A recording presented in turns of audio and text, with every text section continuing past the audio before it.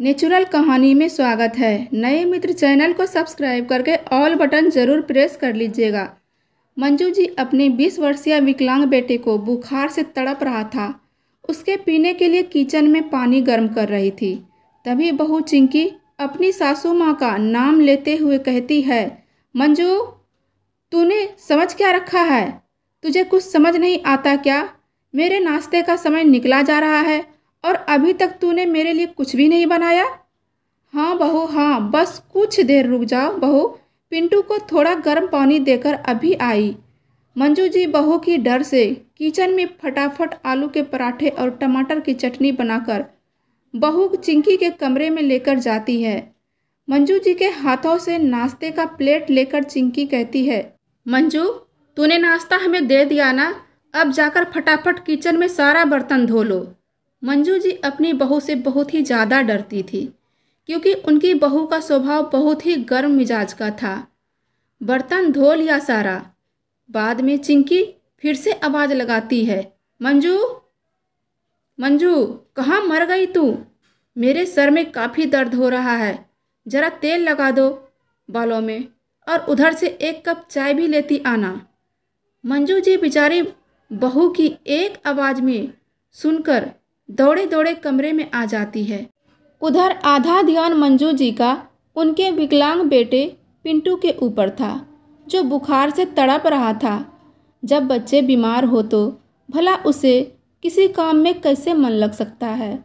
मंजू जी का मन कर रहा था पिंटू को अपने गोद में रखकर उसे सहलाने का, उससे बातें करने का, लेकिन चिंकी जानबूझकर मंजू जी को उनके विकलांग बेटे पिंटू के पास जाने नहीं दे रही थी। एक के बाद एक कामों में उलझा कर रखना उसका फितरत था। तभी रात का समय था, जब चिंकी के ससुर सुरेश जी और पति पंकज फैक्ट्री से आने ही वाले थे कि बड़ी ही चालाकी से चिंकी काम में लग जाती है। अपने ससुर के लिए पानी लेकर खड़ी हो जाती है। सुरेश जी भी अपनी बहू को बहुत लाड प्यार करते थे। अगले ही दिन सुबह होते ही मंजू जी पूजा पाठ करके किचन के कामों में लग जाती है। उधर चिंकी तब तक नहीं उठती जब तक उनके ससुर नहीं जग जाते। जैसे ही चिंकी को भनक लगता कि उनके ससुर जी जग चुके हैं, चिंकी भी बड़ी चालाकी से किचन में घुस जाती। मंजू जी को आज रोटी बनाने में थोड़ी देर क्या लगी, गुस्से से चिंकी लाल पीली हो गई। अपनी सासू माँ का हाथ गर्म तवे पर रख दी। दर्द के मारे चीखने चिल्लाने लगी मंजू जी।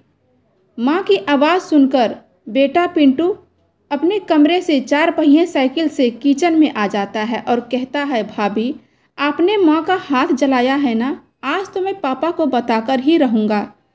तभी गुस्से में आकर चिंकी पिंटू के सर पर चिमटा मार देती है। पिंटू भी रोने लगता है।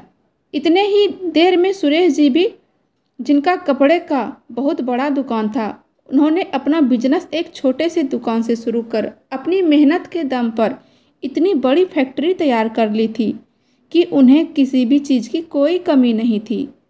जब यह फैक्ट्री जाने के लिए तैयार हो जाते हैं तो अपनी पत्नी मंजू जी के पास किचन में खाना लेने पहुंच जाते हैं।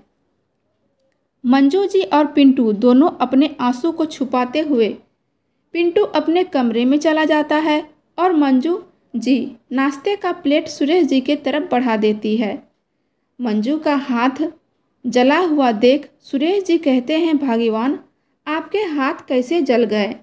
लाइए मैं आपको दवाई लगा देता हूँ। अजी आप चिंता ना करें, आप अपनी फैक्ट्री टाइम पर चले जाइए। मेरा हाथ धोखे से तवे में सट गया था तो थोड़ा जल गया है, और कोई बात नहीं है। सुरेश जी को रहा नहीं जाता है। अपने कमरे से दवाई लाकर मंजू जी को अपने पास बिठाकर बड़े ही प्यार से मलहम लगाने लगते हैं। तभी सुरेश जी कहते हैं, भाग्यवान हमें ऐसा क्यों लग रहा है? आप हमसे ज़रूर कुछ छुपा रही हैं। यह बात आज की नहीं है, हर रोज़ मैं देखता हूँ, ना तो आप खुश नज़र आती हो, ना ही हमारा बेटा पिंटू। आपको तो पता है ना, आप दोनों मेरे दिल के कितने करीब हो। आपको इस तरह उदास देखकर मेरा जरा भी मन नहीं लगता। आखिर क्या बात है? हमें सब सच सच बताइए। आप इतनी डरी सहमी सी क्यों रहती हैं? अरे नहीं जी, आपको बस अपनी बीवी और बेटे की फिक्र होती है ना, इसलिए आप ऐसा सोच रहे हैं। हम दोनों बिल्कुल ठीक हैं। तभी सुरेश जी और उनका बड़ा बेटा रोहन फैक्ट्री चले जाते हैं। शाम का समय था। सुरेश जी और रोहन फैक्ट्री से आने ही वाले थे कि चिंकी पानी का गिलास लिए दरवाजे पर खड़ी हो जाती है। सुरेश जी खुश हो जाते हैं। आखिर बहू इतना ध्यान जो रखती थी। लेकिन सुरेश जी आज अंदर से ही दुखी नजर आ रहे थे। उनके मन में एक हलचल सी मची थी। आज वह सोने का ड्रामा करके बस आंख बंद किए बेड पर लेटे थे। तभी मंजू जी अपने अनवारी से एक डायरी निकालकर उसमें कुछ लिखकर फिर अपनी अनवारी में रख देती है और सो जाती है। सुरेश जी से रहा नहीं गया। उस डायरी को निकालकर वह पढ़ने लगते हैं। पहले पन्ने पर लिखा था, मेरे प्यारे पापा आज मेरे लिए साइकिल लेकर आए हैं। यह पढ़कर सुरेश जी खुश हो जाते हैं। उन्हें आगे डायरी पढ़ने की चाहत जगती है। पढ़ते पढ़ते जब मंजू जी के दुखों वाला पन्ना सामने आता है तो सुरेश जी का दिल दहल जाता है। आज मेरी बहू मेरा हाथ इतने गर्म तवे पर रख दी कि मैं दर्द से कहरा उठी। पिंटू के सर पे भी चिमटे से मारा है मेरे बहू ने। उसके कारण आज मेरा दिल बहुत तड़प रहा है। अपने दुखों का पन्ना लिखने में जो मंजू जी को दर्द हुआ था, वही दर्द आज सुरेश जी को महसूस हो रहा था। ये डायरी पढ़कर सुरेश जी जमीन पर बैठकर सिसक सिसक कर रोने लगते हैं। डायरी को कलेजे से लगाते हुए तड़प उठते हैं। अगले ही दिन सुबह सुरेश जी बहाना बनाकर अपने बड़े बेटे और बहू को घूमने के बहाने घर से बाहर भेज देते हैं। खुशी खुशी वो दोनों चले भी जाते हैं और अपनी पत्नी मंजू को सामान लाने के बहाने बाजार भेज देते हैं और पिंटू को खिला पिलाकर सुला देते हैं। तभी चालाकी से सुरेश जी कैमरा वाले को बुलाकर घर के कोने कोने में कैमरा लगा देते हैं। सबके घर आने से पहले यह काम पूरा हो जाता है। रात का समय था। सभी लोग जब सोने जा रहे थे तब चुपके से चिंकी जाकर कहती है, सुन मंजू, सुबह होते ही पूजा पाठ किए बिना खाने का तैयारी करने लग जाना। पिताजी के जगने से पहले तेरा खाना नहीं बनाना तो सुन ले, आज तुरंत कल तुम्हारा दूसरा हाथ भी जला दूंगी। चिंकी का एक हाथ मंजू जी के गले के ऊपर था। धक्का देते हुए दीवार में सटाकर आंख दिखाते हुए धमकी दे रही थी। उधर पिंटू को चाकू दिखाकर कह रही थी, सुन लंगड़े, अगर तू पिताजी के सामने मुंह खोला ना तो तेरी टांगे तोड़ दूंगी। यह कहकर कमरे में चली जाती है। उधर माँ और बेटे गले लगकर रोने लगते हैं। सुबह होते ही सबसे पहले सुरेश जी जग जाते हैं और रात में जो कुछ भी हुआ था सारा कैमरे में कैद हो जाता है। जब सुरेश जी इस वीडियो को देखते हैं तो उनके पैरों तले जमीन खिसक जाती है। उन्हें यकीन नहीं होता, जिस बहू से वो इतना प्यार करते, इतना मानते थे, वो इनके इमोशनल के साथ खेलते आए। सुरेश जी अपने बेटे और पत्नी के दर्द में दुखी होकर लड़खड़ाते कदम से पुलिस स्टेशन पहुंच जाते हैं। सुरेश जी पुलिस स्टेशन में जाकर सारा फुटेज पुलिस को दिखाते हैं और उनसे कहकर अपनी बहू को अरेस्ट करने को कहते हैं। कुछ देर बाद घर के सभी सदस्य जग जाते हैं और पीछे से सुरेश जी भी घर आ जाते हैं। पीछे पीछे लेडीज पुलिस आकर चिंकी के हाथों में हथकड़ी लगा देती है।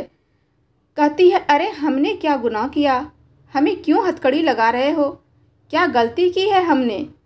तभी सुरेश जी कैमरे में कैद हुआ वीडियो टीवी पर लगा देते हैं। यह सब देखकर चिंकी और उसके पति का होश उड़ जाता है। चिंकी गिड़गिड़ाने लगती है, पिताजी हमें माफ़ कर दीजिए, हमें जेल जाने से बचा लीजिए। मैं अब माँ जी और पिंटू के साथ कुछ भी गलत नहीं करूँगी। बड़ा बेटा रोहन भी गिड़गिड़ाता रहा, हाँ पिताजी, हाथ जोड़कर विनती करता हूँ, इसे माफ़ कर दो, यह भला जेल में कैसे रहेगी। तभी सुरेश जी कहते हैं, मेरे कलेजे के टुकड़े को इस तरह रुलाया है तुम्हारी पत्नी ने। मेरे जान से भी प्यारे मेरी पत्नी को तड़पाया है, भला मैं इसे कैसे छोड़ दूँ। इसे तो जेल की हवा खाने दे, तब इसका अकल ठिकाने आएगा। पुलिस चिंकी को लेकर चली जाती है। कुछ देर बाद अचानक से घर में एक पति पत्नी और उनकी बेटी आती है। सुरेश जी और मंजू जी इन लोगों को नहीं पहचानते थे, लेकिन पिंटू अपनी दोस्त रानी को पहचान लेता है, जो स्कूल टाइम में यह दोनों साथ में पढ़ा करते थे। अरे रानी, तू यहाँ? मेरा रिजल्ट अच्छा ही है, तेरा रिजल्ट कैसा है? मेरे नंबर तो ठीक ठाक ही आए हैं, पर तेरे जैसे अच्छे नहीं हैं। तुझे तो हमसे ज़्यादा नंबर आते हैं। नहीं पिंटू, बस 2 नंबर ही ज़्यादा आया है। वैसे तुम्हारा रिजल्ट भी काफ़ी अच्छा रहता है। दोनों को बातें करते देखा सुरेश जी को मंजू जी के चेहरे पर खुशी आ गई। तभी रानी के पिताजी कहते हैं, भाई साहब, मैं रानी का पापा हूँ और ये मेरी पत्नी रानी की मम्मी। दरअसल मैं अपनी बेटी रानी का आपके बेटे पिंटू के साथ शादी करना चाहता हूँ। इसकी जिद थी कि मैं शादी करूँगी तो पिंटू से करूँगी, नहीं तो मैं ज़िंदगी भर कुंवारी रह जाऊँगी। यह सुनकर मंजू जी और सुरेश जी खुशी से झूम उठते हैं। उधर रानी और पिंटू शर्मा जाते हैं। रानी के पिताजी कहते हैं, आप चिंता ना करें, दोनों बच्चे होनहार हैं। मेरा बर्तन का फैक्ट्री है और मेरा इस दुनिया में रानी के अलावा कोई दूसरा संतान नहीं है, तो दोनों मिलकर फैक्ट्री अच्छे से चला लेंगे। इतना कहते हुए रानी के पिताजी अंदर से डर भी रहे थे कि पता नहीं पिंटू के पापा कहीं इस शादी से मना ना कर दे। तभी खुश होकर सुरेश जी पास के दुकान से मिठाई ले आते हैं और सब मिलकर मुंह मीठा करते हैं और कहते हैं, ये रिश्ता पक्का हुआ। मेरा बेटा पिंटू मेरे कपड़े की फैक्ट्री का मालिक होगा और आपकी बेटी रानी आपके बर्तन फैक्ट्री की मालकिन। यह कहते हुए सभी हंस पड़ते हैं।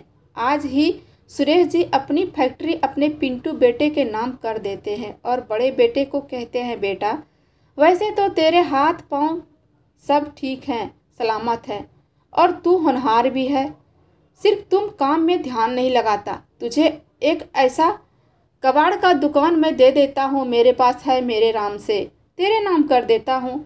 तू अगर मन लगाकर काम करेगा ना तो मेरे जैसे छोटे दुकान से एक बड़ा फैक्ट्री तैयार कर लेगा। कुछ दिन बाद पिंटू और रानी की शादी हो जाती है। आज रात सुरेश जी मंजू जी के सो जाने के बाद फिर से वो डायरी निकालकर पढ़ने लग जाते हैं। हमें बहू के रूप में एक बेटी मिल गई, मेरे बरसों का सपना पूरा हो गया। हमें तो काम करने का मौका ही नहीं देती, वो सारा काम खुद करती है और आराम हमें करने को कहती है। आज मैं अपने जीवन में बहुत खुश हूँ। मेरा जिगर का टुकड़ा पिंटू, जो इतनी अच्छी पत्नी मिली, भगवान उस दोनों को खूब खुश रखे, जीवन भर कोई कष्ट ना आए, दोनों बच्चे हमेशा खुश रहे। देवता समान पति जिससे अपना दुख छुपाती रही, लेकिन अपने जान से भी ज़्यादा प्यार करने वाले पति मेरे कष्ट को प्यार का महलम लगाते हुए मेरे जीवन में खुशियों का पौधा लगाते रहे। भगवान ऐसा हमसफ़र सबको दे, भगवान करे इनकी लंबी आयु हो। तो दोस्तों, आज की ये थी छोटी सी कहानी। आपको कैसी लगी कमेंट बॉक्स में ज़रूर बताइएगा। फिर मिलते हैं। हर हर महादेव। धन्यवाद।